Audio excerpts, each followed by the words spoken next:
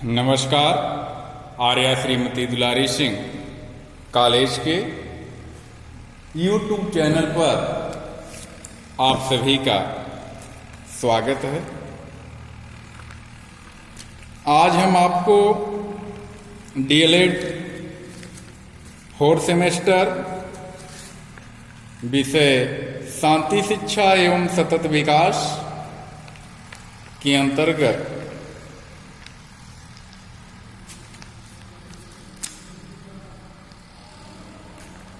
आपको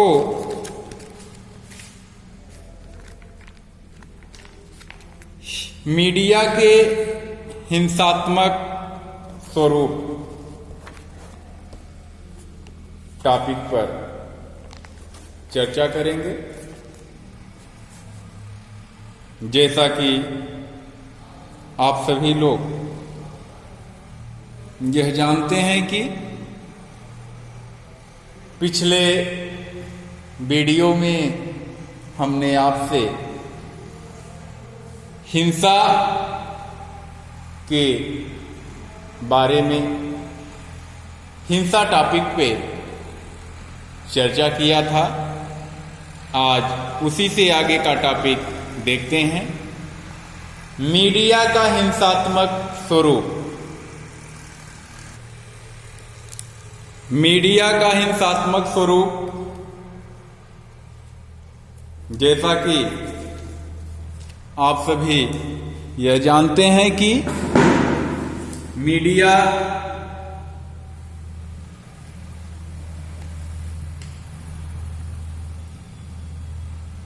सामान्यतः मीडिया समाज में किस प्रकार हिंसा फैलाता है और उसके रोकने के उपाय क्या हैं। आधुनिक समय में विभिन्न प्रकार के मीडिया साधन निम्नलिखित रूप में हिंसात्मक गतिविधियों के कारण बनते हैं। आइए देखते हैं। वायलेंट फ्रॉम ऑफ मीडिया में सबसे पहले आता है दूरदर्शन। टेलीविजन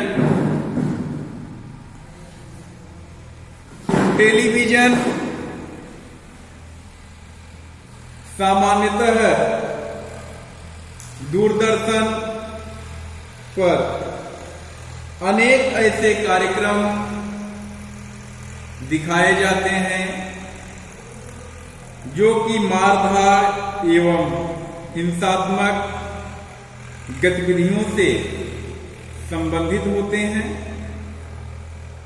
दूरदर्शन पर केवल टीवी के माध्यम में विभिन्न प्रकार के चैनलों पर विभिन्न कार्यक्रम आते हैं।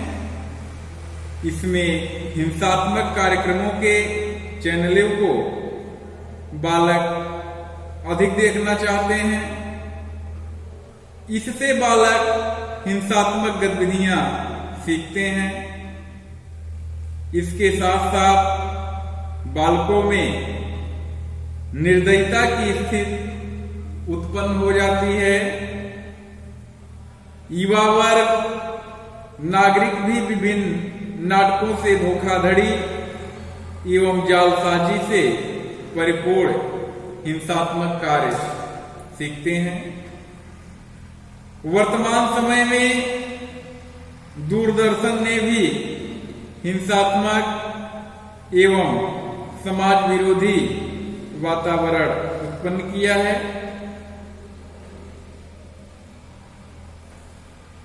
इसको रोकने के लिए सरकार को केवल टीवी एवं राष्ट्रीय चैनलों में स्वस्थ आदर्श परंपरा विकसित करने वाले एवं समाज उपयोगी कार्यक्रम दिखाने चाहिए। इससे बालक एवं युवा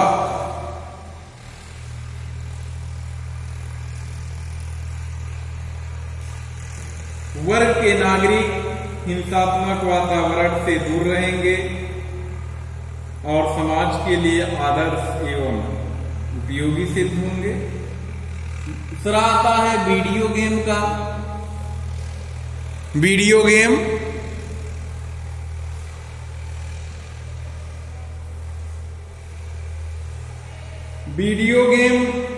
सामान्यतः बालकों को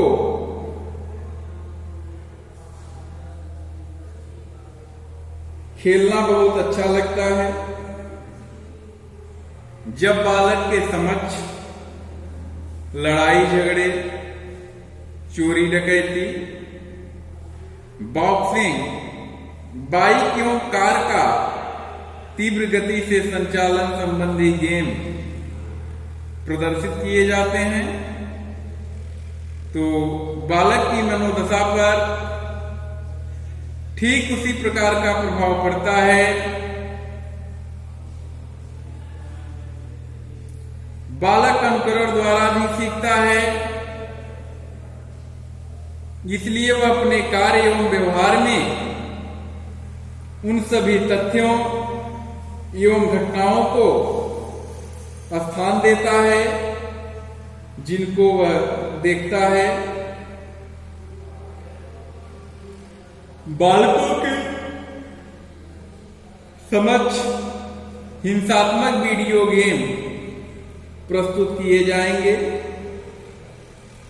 तथा बालक उनको देखकर आत्मसंतुष्टि प्राप्त करेगा एवं उनका प्रयोग वह अपने जीवन में हिंसात्मक रूप में करेगा।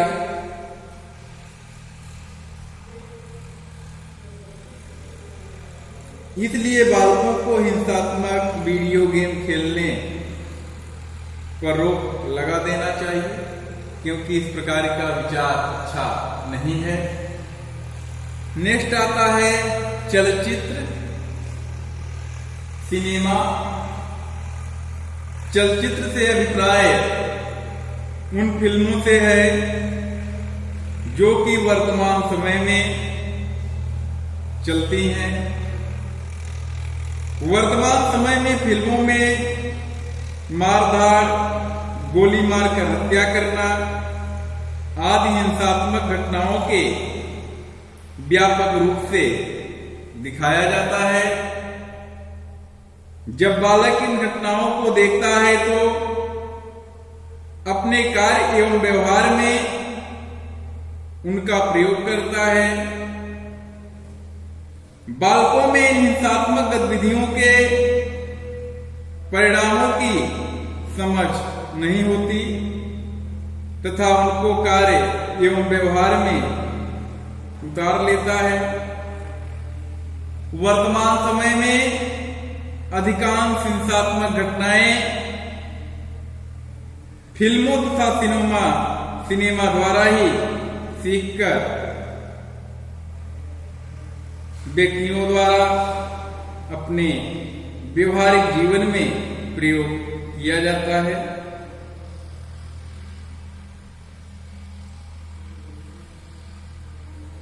इसलिए फिल्मों में कर्तव्य पालन, देश प्रेम, परोपकार एवं मानवता आदि से संबंधित तथ्यों का प्रयोग व्यापक रूप से करना चाहिए, जिससे हिंसात्मक वातावरण के स्थान पर आदर्श वातावरण का निर्माण हो सके।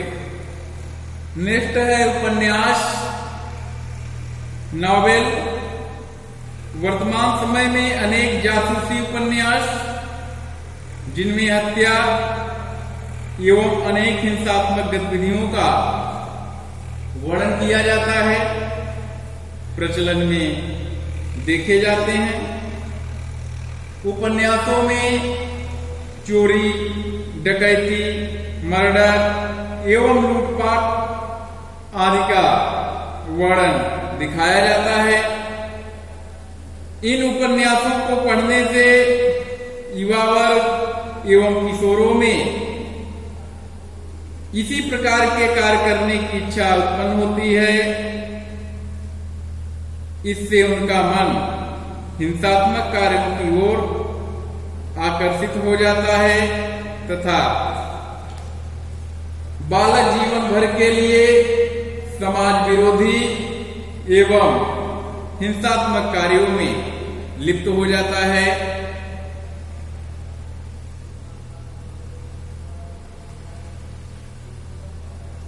गीत सॉन्ग। वर्तमान समय में गीतों का प्रचलन दूरदर्शन एवं वीडियो रिकॉर्डिंग के माध्यम से जन सामान्य द्वारा किया जा रहा है। इन संगीतों में भी मानवीय भावना एवं क्रियाओं का समावेश होता है। उत्तेजक गीतों के पढ़ने एवं सुनने से बालकों के मन में हिंसा की भावना उत्पन्न हो जाती है और वह हिंसक घटनाओं को निर्भयपूर्वक अंजाम देते हैं। इसलिए बालकों के समक्ष स्वस्थ एवं मनोरंजनात्मक गीतों के साथ साथ शिक्षाप्रद गीत प्रस्तुत किए जाने चाहिए, जिससे बालकों में उपयोगी विचारधारा एवं समाज उपयोगी भावना उत्पन्न हो सके।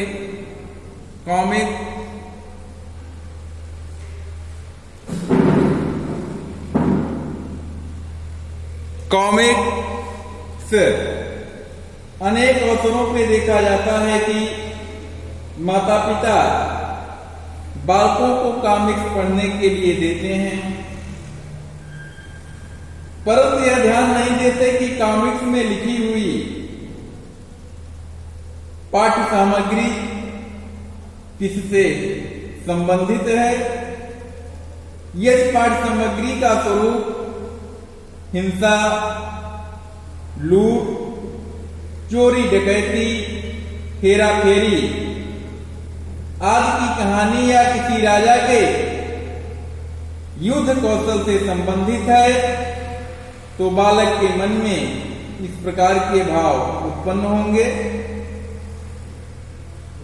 इसलिए यह आवश्यक है कि बालकों की कॉमिक्स में शिक्षाप्रद विषयों का समावेश व्यापक रूप से होना आवश्यक है। अभिनय, एक्टिंग।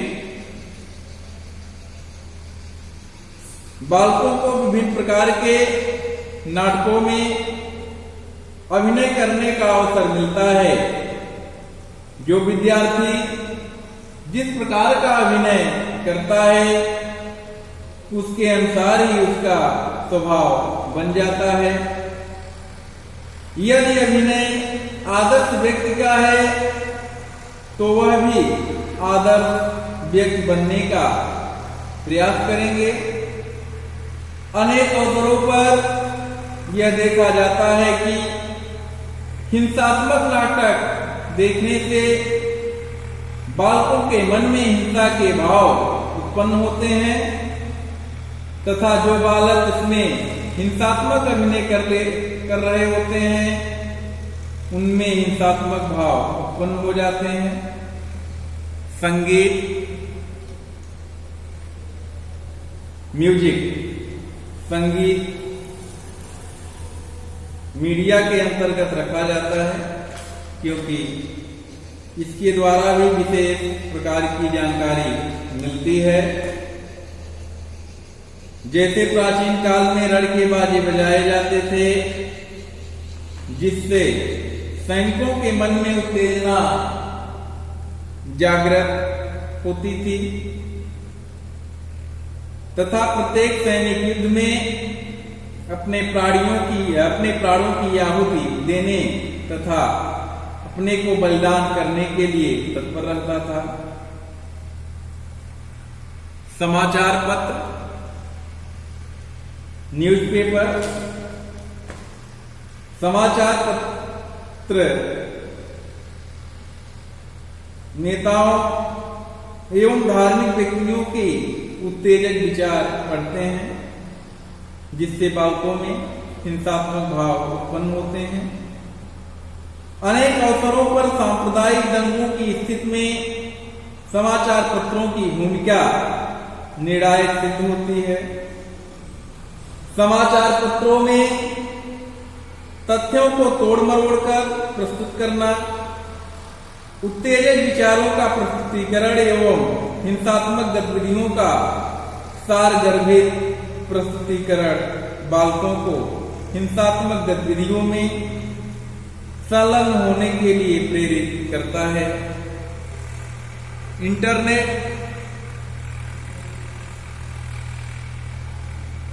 वर्तमान समय में बालकों द्वारा इंटरनेट का प्रयोग शिक्षा सामग्री के अतिरिक्त अनेक प्रकार के वीडियो गेम, फिल्म एवं अन्य सामग्री देखी एवं सुनी जाती है। हिंसात्मक विचार उत्पन्न हो जाते हैं, हिंसात्मक गतिविधियों में संलग्न हो जाते हैं। बालकों के इंटरनेट का प्रयोग करते समय अभिभावकों को निरीक्षण करना चाहिए तथा उन सभी वेबसाइटों को न खोलने की सलाह देनी चाहिए जो कि उनकी आयु स्तर के अनुरूप नहीं है तथा हिंसात्मक गतिविधियों से संबंधित हैं। और सरकार को भी इन वेबसाइटों पर प्रतिबंध लगाकर उन्हें बंद कराने का प्रयास किया जाना चाहिए। इस प्रकार से जो मीडिया है उसका हिंसात्मक स्वरूप है। विवादों के शांतिपूर्ण हल की आवश्यकता, विवादों के शांतिपूर्ण हल की आवश्यकता एवं महत्व को निम्नलिखित बिंदुओं के आधार पर स्पष्ट किया जा सकता है। दोनों पक्षों को लाभ, एडवांटेज टू बोथ साइड। सामान्यतः किसी भी विवाद की स्थिति में दोनों पक्षों को ही प्रत्येक दृष्टि से हानि होती है।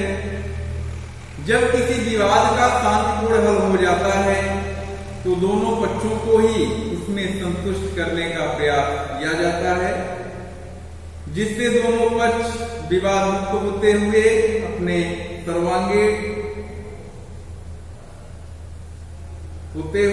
सर्वांगीण विकास के लिए कार्य करते हैं। विवाद रहित स्थिति की मानव के सर्वांगीण विकास के लिए सर्वोत्तम स्थिति मानी जाती है। दूसरा है बदले की भावना का भाव।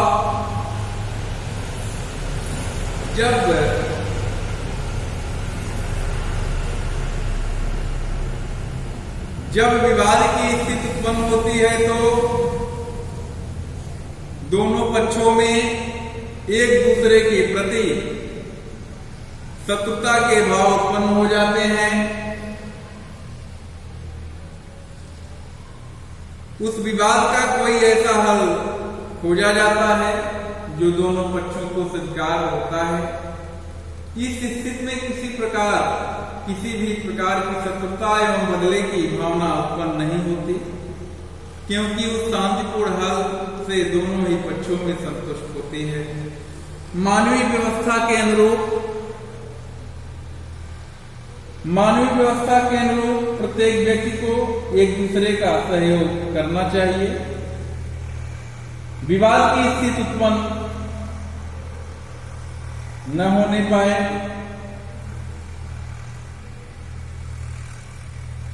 आदर्शवादी मूल्यों के अनुरूप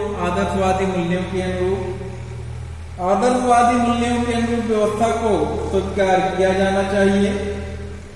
प्रत्येक मानव का यह उत्तरदायित्व है कि आदर्शवादी व्यवस्था के मूल्य ही मानव निर्माण के सर्वांगीण विकास के साधन होते हैं। नैतिक मूल्यों के अनुरूप किसी भी विवाद को बढ़ाना अनैतिकता का प्रतीक होता है। वही विवाद का शांतिपूर्ण हल खोजना नैतिकता के अनुरूप होता है। इसलिए विवादों के शांतिपूर्ण हल में नैतिकता की भावना का विकास दोनों पक्षों के अंतर्गत किया जाता है। मानसिक शांति के लिए विवाद की स्थिति में व्यक्ति के मन में अनेक प्रकार के कुत्सित एवं शत्रुता के भाव उत्पन्न होते हैं। इस प्रकार के विचारों से मानसिक अशांति उत्पन्न होती है। जब विवाद का शांतिपूर्ण हल संभव होता है तो व्यक्ति के मन में अशांति का अनुभव होता है। सामाजिक गुणों का विकास।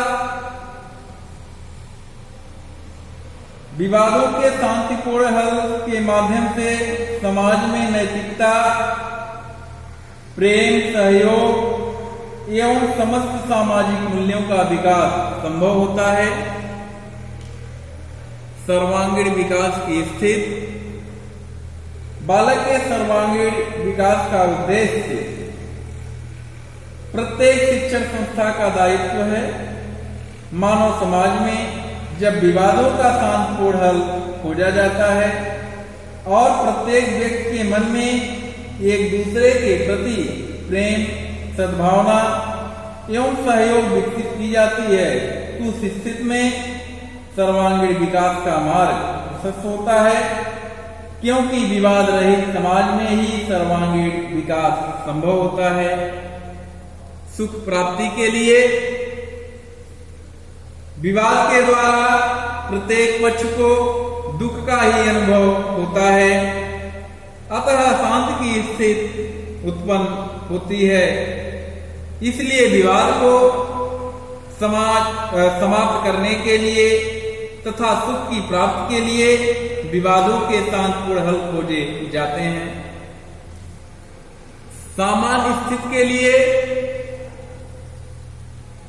फॉर नॉर्मल कंडीशन सामान्य संबंधों की उत्पत्ति एवं स्थिति को पुनः प्राप्त करने के लिए विवादों का शांतिपूर्ण हल आवश्यक है, क्योंकि विवाद का कोई अंत नहीं होता। उसके द्वारा असामान्य एवं असामाजिक परिस्थितियां उत्पन्न होती हैं। इन परिस्थितियों को समाप्त करने के लिए ही विवादों के शांतिपूर्ण हल खोजे जाते हैं, जिससे सामान्य स्थिति को पुनः प्राप्त करने में पूर्ण रूपेण सहयोग प्राप्त किया जाता है। विवाद के बाद समझौता वातावरण को प्रत्येक एवं भयमुक्त बनाता, आत्मविश्वास तथा भरोसा जागृत करना, परस्पर सहानुभूति होना, यथार्थ को स्वीकार कर लेना और न्याय की स्थापना करना। इस प्रकार से आपने देखा मीडिया के स्वरूप क्या हैं और विवादों के शांतिपूर्ण हल की आवश्यकता क्या है, विवादों के बाद समझौता क्या है।